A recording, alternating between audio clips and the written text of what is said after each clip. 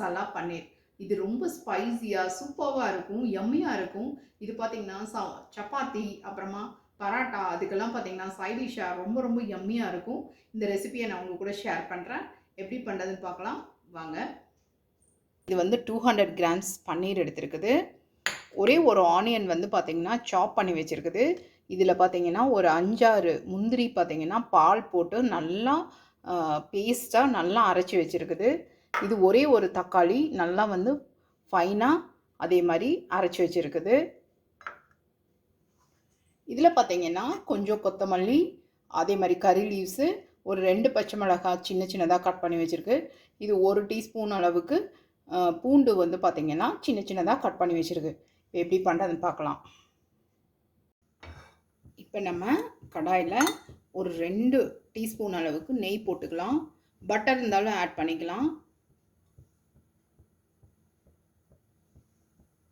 இதில் நம்ம இந்த பன்னீர் கட் பண்ணி வச்சதை போட்டுடலாம். கட் பண்ணி வச்ச பன்னீரை இதில் போட்டுடலாம். லோ ஃப்ளேமில் வச்சுக்கலாம். இந்த பன்னீருக்கு ஒரு 1/4 டீஸ்பூன் அளவுக்கு உப்பு சேர்க்குறேன். அதே மாதிரி ஒரு 1/4 டீஸ்பூன் அளவுக்கு மிளகாத்தூள் சேர்த்துக்கலாம். இதை நல்லா கலந்து விடலாம். உடையாமல் நம்ம வந்து இதை ஃப்ரை பண்ணி எடுக்கலாம்.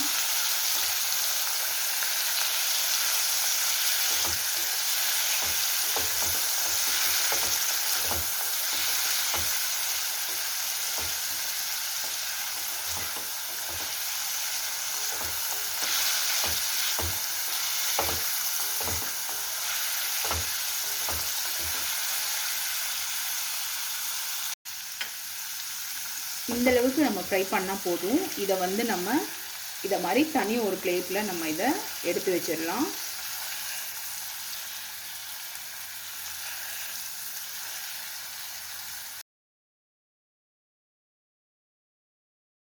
பன்னீர் வறுத்த அதே கடாயிலேயே பார்த்தீங்கன்னா ஒரு டீஸ்பூன் அளவுக்கு நம்ம ஆயில் போட்டுட்டு பாருங்கள். இதில் வந்து ஒரே ஒரு ஏலக்காய், 2 லவங்கம், ஒரு சின்ன துண்டு பட்டை, இதை வந்து நம்ம இதில் போட்டுடலாம்.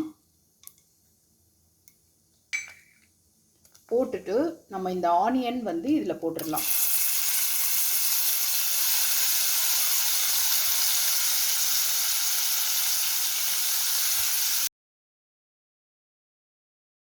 இது கூடவே பார்த்தீங்கன்னா கட் பண்ணி வச்ச பச்சை மிளகாய் ஆட் பண்ணிக்கலாம். அதே மாதிரி பூண்டும் அதே மாதிரி ஆட் பண்ணிடலாம். கறி லீவ்ஸும் இதில் ஆட் பண்ணிக்கலாம்.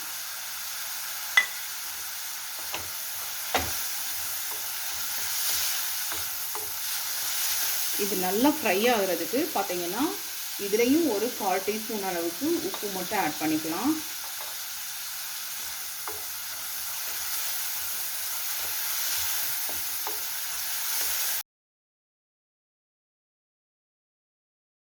ஆனியன் வதங்குறப்பவே பார்த்தீங்கன்னா மசாலா தூளெல்லாம் ஆட் பண்ணலாம். இதில் வந்து பார்த்திங்கன்னா ஒரு 1/2 டீஸ்பூன் அளவுக்கு கரம் மசாலா ஆட் பண்ணியிருக்கேன். இது நல்லா ஸ்பைசியாக இருக்கும். 1 டீஸ்பூன் அளவுக்கு நம்ம மிளகாத்தூள் ஆட் பண்ணிக்கலாம். அதே மாதிரி மல்லித்தூளும் 1 டீஸ்பூன் ஆட் பண்ணிக்கலாம். ஒரு 1/4 டீஸ்பூன் அளவுக்கு மஞ்சள் தூள் ஆட் பண்ணிக்கலாம். இதை வந்து நல்லா கலந்து விட்டுக்கலாம்.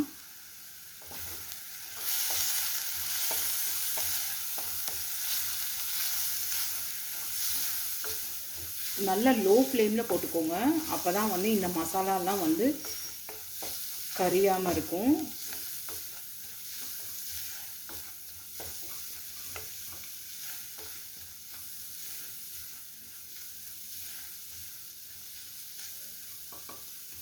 இன்னும் கூட ஒரு 2 நிமிஷம் இது நல்லா ஃப்ரை ஆகணும்.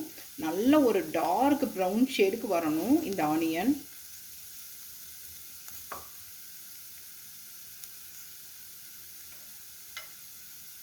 பாருங்கள், நல்லா ப்ரௌன் ஷேடுக்கு மாறிடுச்சு ஆனியன்.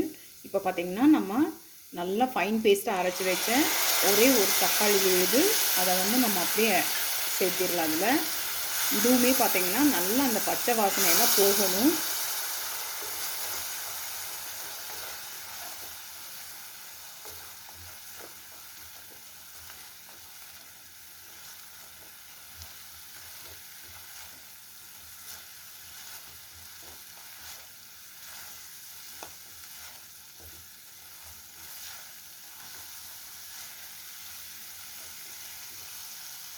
இதுக்கு தேவையான அளவு உப்பு சேர்த்துக்கலாம். நான் ஒரு 1/2 டீஸ்பூன் அளவுக்கு உப்பு சேர்த்திருக்கேன். கலந்து விடலாம். கொஞ்சம் நல்லா இந்த எண்ணெய்லாம் வந்து பிரிஞ்சு மேலே வரணும். அந்த டைமில் நம்ம பன்னீர் சேர்த்திடலாம். அதில்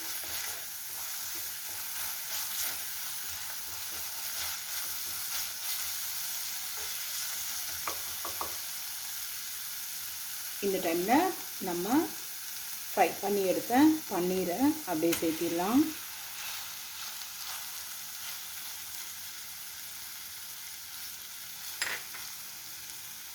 நல்லா ஃப்ரை ஆகிடுச்சு. இப்போ நம்ம அரைச்சி வச்ச கேஷ்யூ நட் பேஸ்ட் வந்து ஆட் பண்ணிக்கலாம். இதுக்கு தேவையான அளவு ஒரு 1/2 கப் அளவுக்கு வாட்டர் மட்டும் ஆட் பண்ணிக்கலாம்.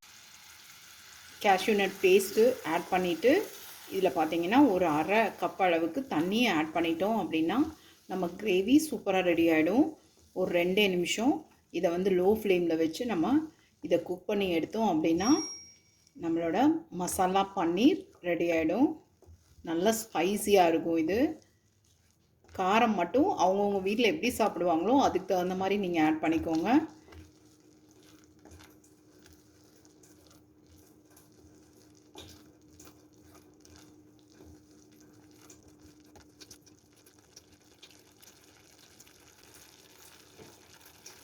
ஃபைனலாக நம்ம கொத்தமல்லி தூவி ஸ்டவ் ஆஃப் பண்ணிடலாம். நம்மளோட மசாலா பன்னீர் ரெடி ஆகிடுச்சு. இது டிஃபன் பாக்ஸ் ரெசிபி. சூப்பராக ஈஸியாக பண்ணிடலாம். இந்த ரெசிபி பிடிச்சிருந்தது அப்படின்னா லைக் பண்ணுங்கள், ஷேர் பண்ணுங்கள். கண்டிப்பாக நம்ம சேனலை சப்ஸ்கிரைப் பண்ணுங்கள். தேங்க்ஸ் ஃபார் வாட்சிங்.